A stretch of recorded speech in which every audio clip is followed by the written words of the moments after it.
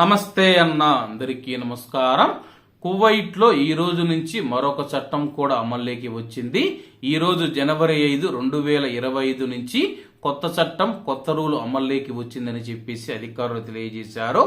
Kuwait లోని Kuwaiti పౌరులు మరియు ప్రవాసుల కోసం వాళ్ళ యొక్క లావాదేవీలను వేగవంతం చేయడం మరియు కువైట్ లో ట్రాఫిక్ రద్దీని తగ్గించడం లక్ష్యంగా ఈ యొక్క కొత్త చట్టాన్ని తీసుకుని వచ్చామని చెప్పేసి కువైట్ లో ఈ యొక్క కొత్త చట్టాన్ని కొత్త రూల్ ను 7 నెలల పాటు ట్రయల్ పీరియడ్ కోసం సిస్టమ్ అమలు చేయబడుతుందని చెప్పేసి సివిల్ సర్వీస్ బ్యూరో సాయంత్రం షిఫ్ట్ ఏదైతే ఉందో సాయంత్రం పనికి వెళ్లడానికి అంగీకరించిన ఎంటీటీటీలు మరియు ఉద్యోగుల సంఖ్యను పేర్కొంటూ నిర్ణయం ప్రకటించింది. అలాగే ఈ యొక్క నిర్ణయం ఈ రోజు నుంచి అమల్లోకి రానుంది.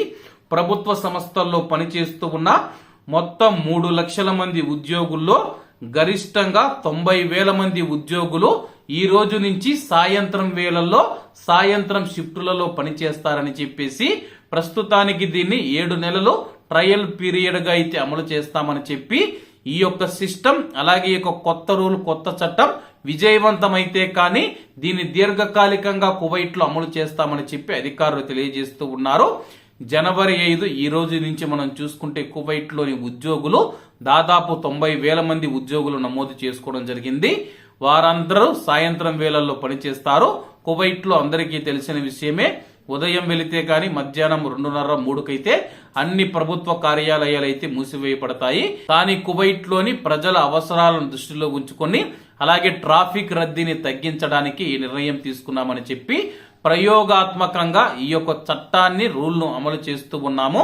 ఇది విజయవంతమైతే పూర్తి స్థాయిలో అమలు చేస్తామని చెప్పేసి అధికారులు తెలుపుతూ ఉన్నారు. కువైట్ చరిత్రలోనే తొలిసారిగా సాయంత్రం షిఫ్ట్ నైతే అమలు చేస్తూ ఉన్నారు. మరి ఈ యొక్క కొత్త ప్రయోగం సక్సెస్ కావాలని చెప్పి మనం అందరం కోరుకుందాం. కాబట్టి అందరూ బాగుండాలి, అందులో మనం ఉండాలి. అందరికీ నమస్తే అన్న, జై హింద్.